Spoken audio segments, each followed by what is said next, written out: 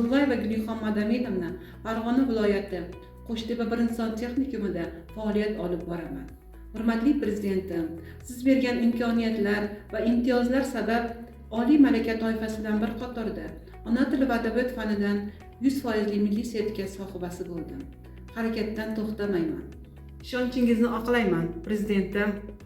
O'ziga qarab ish ko'rmoq judayam xayrli deganlaridek, hozirgi kunda tarix faniga e'tibor ham judayam kuchli.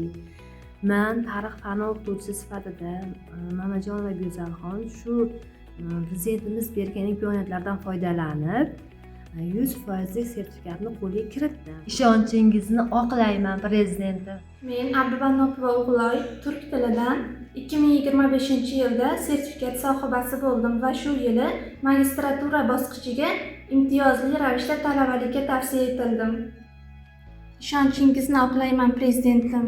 Sizning tashabbusingiz bilan ochilgan Erkin Vohidov nomidagi ijod maktabining birinchi bitiruvchisiman. Ilm maskanimdagi saboqlar bugungi kunda birinchi son texnikumida faoliyat olib borishimda mayoq vazifasini o'tamoqda. Ishonchingizni oqlayman, Prezidentim. Men Farida Yunusova, siz bergan imkoniyatlar va islohotlar sabab o'z ijod namunalarim va tarjimalarimni xalqimga taqdim eta oldim. Siz bergan imkoniyatlar va islohotlar sabab 36 yoshimda Germaniya davlatida o'z bilimimni oshirib, o'quvchilarimga bu bilimlarimni ulashib kelmoqdaman.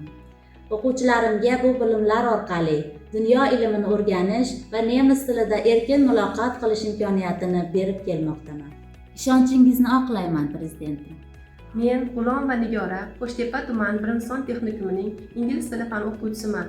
Men bu yerda o'quvchilarga o'z soham bo'yicha saboq beraman. Bugungi kunda yaratilayotgan barcha imkoniyatlardan samarali foydalangan holda xalqaro sertifikatga ega bo'ldim. Ishonchingizni oqlayman, Prezidentim. Ishonchingizni oqlayman, Prezidentim.